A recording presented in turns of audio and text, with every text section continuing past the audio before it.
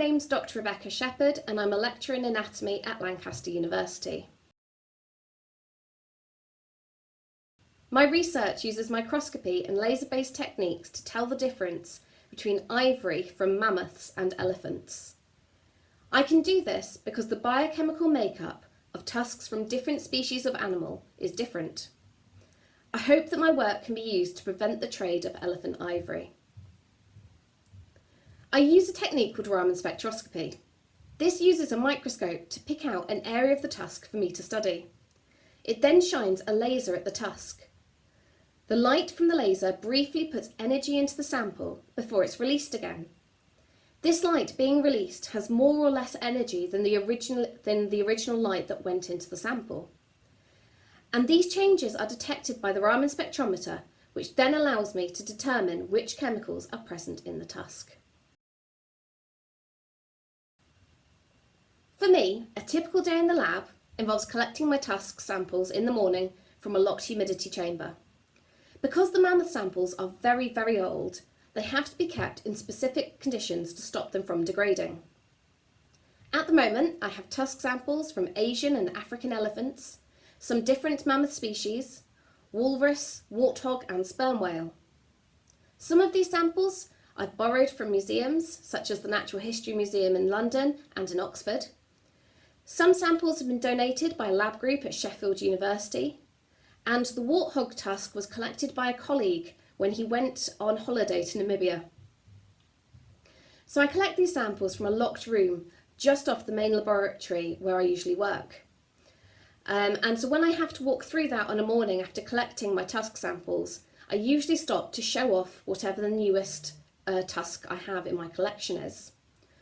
All scientists think that their research is the best, but mine really is. Scientists will always want to have a look at a 40,000-year-old mammoth tusk regardless of their background. So I then take my samples to the room where the large Raman spectrometer, the piece of equipment that I use, is kept. Each scan I do is very quick, it only takes a minute, but I do a lot of repeat samples to make sure that my results are accurate. I then have to analyse the data, and I do this using some mathematical software called MATLAB.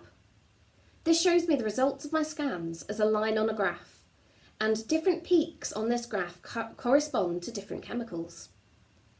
I can then compare the differences in the peaks between samples to create rules for deciding if a tusk is from a mammoth or an elephant or a warthog or a sperm whale. There are so many exciting and unexpected things my research has made me do. So during my PhD, I presented my research at the Houses of Parliament at a competition called STEM for Britain. I got to speak to politicians, policymakers and senior scientists about my research, and it was an amazing experience. My local MP, Cat Smith, even took me for lunch in the Houses of Parliament, which was really quite cool. What made the day even better was that I was then awarded the Gold Medal for Biosciences, which was an amazing honour at a national competition with so many excellent junior scientists present. In 2019, I performed stand-up comedy about my research at an event called Bright Club, and it was easily one of the scariest and most fun things that I've ever done. In April this year, I got to travel to Philadelphia in the USA to present my work at an absolutely massive conference called Experimental Biology. It was an amazing experience. I don't think I've ever been at an event that big. There was just so many scientists presenting their work from around the world. And to put the icing on the cake, I managed to win an award for my research. After that, someone from the World Wildlife Fund in Hong Kong got in touch with me after reading about the work I presented there. They think that my research could be used at customs in Hong Kong to prevent elephant ivory from being traded. And so I'm now trying to work with them to further develop my research. And it's an amazing feeling to think that the work I'm doing could directly have an impact on protecting elephants from extinction. So the qualifications I have to do my job, I have GCSEs. I'm still asked now for my GCSE maths and English grades, so those are very important. I did A-levels in maths, physics and music because they were subjects I liked at school. I didn't do biology or chemistry, which would have been much more helpful for my undergraduate degree and given me a bit of a better head start, but it doesn't matter too much.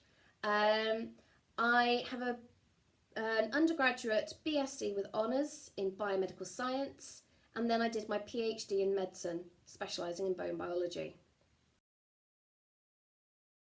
The advice I would give to myself at secondary school is that you don't have to know now exactly what you want to do. I had no idea that I would teach anatomy and be a scientist. Just keep an open mind and say yes to interesting opportunities that head your way.